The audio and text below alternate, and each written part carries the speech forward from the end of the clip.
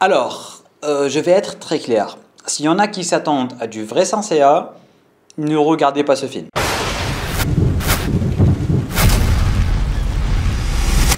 Mesdames et messieurs, bonjour à tous, bonjour à toutes, j'espère que vous allez tous extrêmement bien et bienvenue sur cette toute nouvelle vidéo dans laquelle on se retrouve pour parler d'une façon 100% avec spoiler du nouveau film Saint-Seiya, Les Chevaliers du Zodiaque en live action.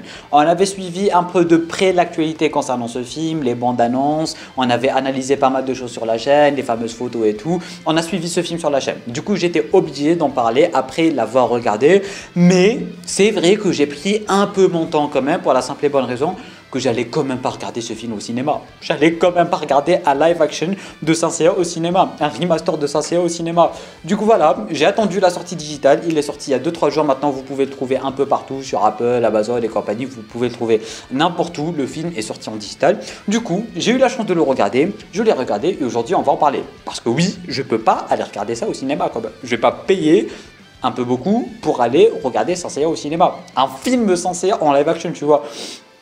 Du coup voilà, j'ai attendu un peu, j'ai regardé le film et du coup qu'est-ce que ça donne ce film de Saint-Seiya? Alors je vais être cash, là maintenant tout de suite, je vais être rapide, simple, efficace. Si vous attendez du Saint-Seiya basique, passez votre chemin. C'est du Saint-Seiya américanisé, c'est une adaptation d'une adaptation d'une adaptation. Ils ont vraiment pris de loin quelques trucs et ils ont totalement abandonné quelques trucs, notamment tout le côté Grèce, tout le côté sanctuaire, tout le côté grand pop, il est littéralement inexistant. Il n'y a pas. Et avant que je commence aussi, je tiens à vous rappeler aussi que je n'ai pas regardé l'adaptation Netflix de Saint-Seiya parce que apparemment ça a été pas mal inspiré de l'adaptation Netflix. Je n'ai pas regardé l'adaptation Netflix. Du coup, je vais vous parler dans cette vidéo comme étant un fan de Saint-Seiya qui a regardé uniquement les bases de Saint-Seiya, c'est-à-dire Saint-Seiya, Los Calvas et compagnie, qui connaît uniquement le vrai Saint-Seiya. Je n'ai pas regardé l'adaptation Netflix et je ne vais pas regarder l'adaptation Netflix.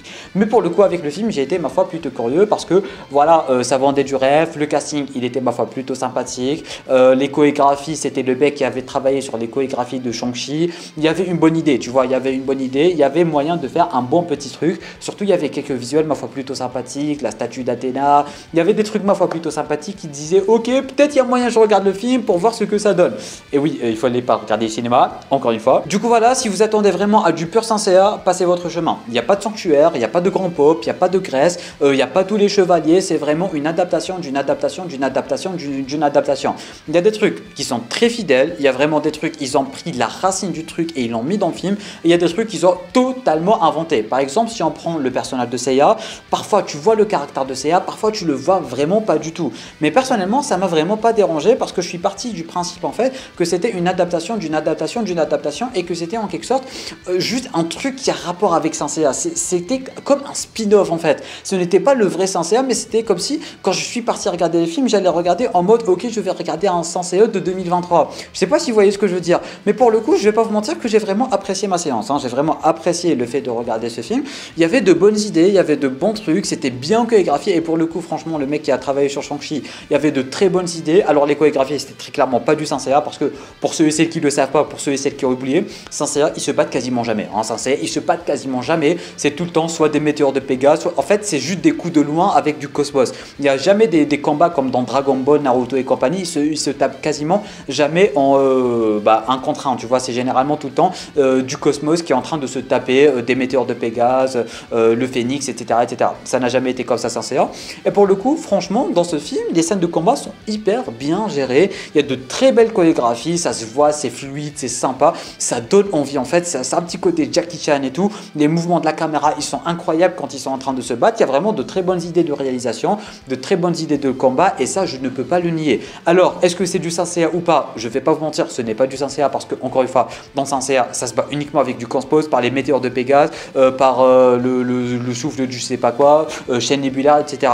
Là, pour le coup, il y avait des combats, ça dit pas les météores de Pégase et tout. À un certain moment, ils ont montré les météores de Pégase, ils ont montré aussi l'illusion du phénix et tout. Il y a de bonnes idées, il y a de bonnes idées de réalisation, de bonnes idées de chorégraphie et ça s'arrête là en fait. En ce qui concerne les combats, ça s'arrête vraiment là. En ce qui concerne les armures, on en avait déjà parlé lors de la bande-annonce, mais on n'avait pas vu l'armure du Phénix, qui est plutôt, ma foi, plutôt réussite et plutôt que accurate. J'allais dire comics accurate, mais non, on va dire manga accurate. En ce qui concerne l'armure de Pégase, franchement, elle est vraiment pas ouf. L'armure de Pégase, elle est dégueulasse. Vraiment dégueulasse, on dirait on est sur du Mortal Kombat, un truc dans le genre, même les gants c'est tout bizarre, il y a un truc comme ça sur les gants, t'as même pas ton coup de poing et tout. Mais l'armure du Phénix, j'étais surpris, elle est vraiment très fidèle à l'armure du Phénix du tout début de Saint Seiya en fait. Et non pas l'armure de la saga Hades et compagnie, mais la toute première armure de la saga du Sanctuaire. Elle est vraiment réussie, l'armure du Phénix. Elle est vraiment réussie. Ils ont aussi fait une adaptation de l'illusion du Phénix parce que généralement il transperce la personne et il passe à côté, mais lui pour le coup il a fait dans le film, il lui a fait comme ça ou comme ça après, il lui a fait une illusion et tout, c'était ma foi plutôt incroyable. Il y avait quelques petites scènes en fait qui te font rappeler l'animé, on ne va pas se mentir, quand par exemple quand Seiya avait pour la première fois activé l'armure de Pégase, on va dire, il y avait le thème principal de Seiya qui s'était enclenché un peu dans le background, un petit thème instrumental de Seiya tout simplement. Ça pour le coup c'était incroyable, il y a vraiment que les fans qui vont le découvrir parce que c'était vraiment dans le fond en fait, tu le ressens pas directement mais que tu reconnais directement la petite mélodie qui était juste incroyable.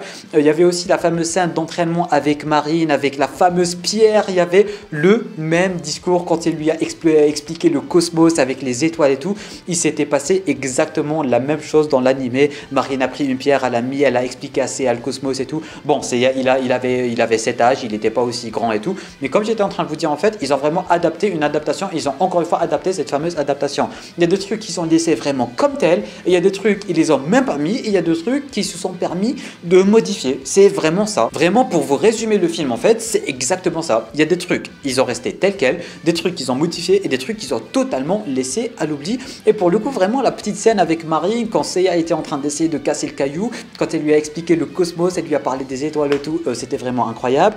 Les motivations de Seiya restent les mêmes comme dans l'animé. Il cherche à trouver sa sœur, il est tombé sur Athéna, il est tombé sur...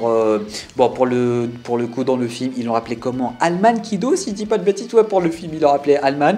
Même Saori, elle s'appelle pas Saori, elle s'appelle Sienna, mais pour le coup, ça change pas vraiment beaucoup. En fait, comme je suis en train de vous dire, si tu regardes ce film comme étant un truc dans l'univers de Saint Seiya, un peu comme Lost Canvas, un truc pas canon, mais juste dans l'univers de Saint Seiya, franchement, tu peux apprécier, c'était comme si c'était un multivers dans Saint Seiya où ça se passe en 2023 avec des vrais acteurs et tout. Et franchement, ça passe. J'ai adoré la relation entre Sienna et Seiya. Bon, ce n'est pas le Seiya qu'on connaît parce que c'est un Seiya. Parfois, tu ressens un peu le Seiya que tu connais dans l'anime et tout. Tu ressens un peu le Seiya un peu débile, un peu con et tout. Par exemple, aussi, il y avait la scène quand il était en train de manger et tout. On ressentait le Seiya comme Goku qui mange tout le temps et qui arrête pas de se goinfrer. Mais dans la plupart du temps, on ne ressent pas forcément que c'est le Seiya qu'on connaît, mais on l'apprécie quand même. Parce que franchement, Makinyo, il a vraiment fait un excellent travail en jouant le personnage de Seiya. Je vais pas vous mentir, j'ai adoré le Seiya de Makinyo. Ce n'est pas le Seiya qu'on connaît, mais c'est un bon Seiya. Un Seiya du multivers en 2023, on va dire. Et franchement, j'ai adoré comment le personnage a été joué. J'ai adoré comment les chorégraphies du combat. J'ai adoré comment il se bat. J'ai adoré son caractère aussi. Sa relation avec Sienna qui comprenait pas forcément qu'est-ce qu'elle devait faire. Alors pour le coup, l'adaptation d'Athéna, je sais pas forcément ce que c'était. Parce que d'un côté, c'était juste des visions. Et après, ouais, je vais devenir la déesse de la guerre et tout. Et après, hop, Seiya lui fait son Tokno Jutsu et ça devient tout est bien qui finit bien.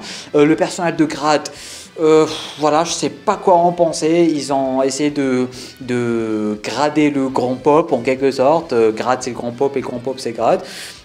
Il y a eu pas mal d'adaptations, je vais pas vous mentir, comme par exemple aussi les fameux Dark Knights, les chevaliers noirs en fait de Grad. J'ai l'impression que c'était un peu les chevaliers de métal, de fer, je sais plus comment ils les avaient appelés dans l'anime, mais en tout cas c'était les fameux chevaliers qui avaient des armures qui ont été créées dans un laboratoire de Saori en fait. C'est les petits gamins en fait, les chevaliers de métal si je dis pas de bêtises, corrigez-moi dans les commentaires. J'ai l'impression qu'ils ont adapté ça et qu'ils ont fusionné des chevaliers du métal ainsi que les Dark Chevaliers, des Dark Knights dans l'anime, et ça a donné ça en fait parce que à un certain moment dans le film, il y a Grad en fait qui explique qu'elle crée des chevaliers et que par exemple Cassius, quand il était devenu chevalier entre guillemets, il pouvait plus enlever son armure et ça a été créé dans son ADN en fait, et c'était exactement ça en fait dans l'anime. C'est un peu les chevaliers de métal en fait, sauf qu'ils peuvent pas enlever leur armure parce que voilà, mais en tout cas les armures ont été créées à partir de l'armure d'or du Sagittaire dont on en saura un peu plus avec le prochain film, j'ai l'impression, s'il arrive un jour, parce qu'apparemment le film il a bien bidé. Mais du coup voilà, ils ont adapté pas mal de choses, ils ont changé pas mal de choses, comme par exemple le fait que Ikki ne s'appelle pas Ikki mais Nero si je dis pas de bêtises.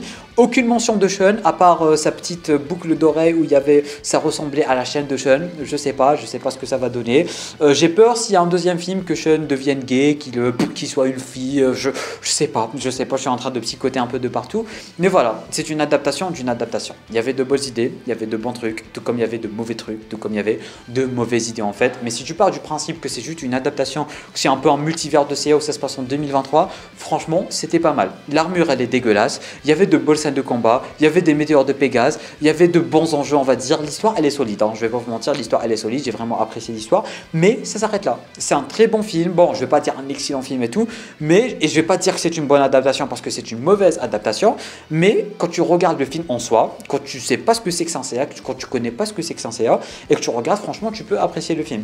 Et quand tu connais Saint Seiya et que tu te mets en tête que ce n'est pas vraiment du Saint Seiya et qu'il y a vraiment quelques éléments qui sont vraiment venus de Saint Seiya, pour le coup aussi, tu peux apprécier le film. Mais si tu t'attends à du Saint Seiya en live action, désolé, mais tu n'auras pas ça. Du coup, voilà, mesdames et messieurs, je pense avoir fait le tour sur tout ce que j'avais à dire à propos de ce live action Saint Seiya. Il y aura potentiellement une deuxième vidéo dans laquelle on va potentiellement essayer de spéculer en ce qui concerne le film à venir. Il y a toujours le délire de Seiya aussi qui était en train de chercher sa sœur et tout. Alors, je sais pas si ça va arriver dans le film ou pas parce que même dans l'animé, même après que Seiya s'est pris la dague d'Hadès, il s'est rien passé. On a juste vu sa sœur vite fait. Du coup, voilà, il y avait pas mal de personnages qui n'étaient pas là. Il n'y avait pas Shina, il n'y avait pas beaucoup de choses. Il y avait vraiment beaucoup de choses qui ont changé. C'est une adaptation. C'est une adaptation et ça s'arrête là. N'hésitez pas en tout cas à me dire, vous, en bas dans les commentaires, qu'est-ce que vous avez pensé de ce petit film, si vous l'avez regardé. Est-ce que vous êtes mitigé? Est-ce que vous avez apprécié? Est-ce que vous n'avez pas apprécié? Je veux tout savoir en bas dans les commentaires. Tu peux aussi laisser un petit pouce bleu, t'abonner à la chaîne YouTube ainsi qu'activer les notifications en cliquant juste ici. Regardez notre vidéo en cliquant juste là. Sur ce, moi je te dis à très bientôt pour une toute nouvelle vidéo. C'était Namiat. Portez-vous bien.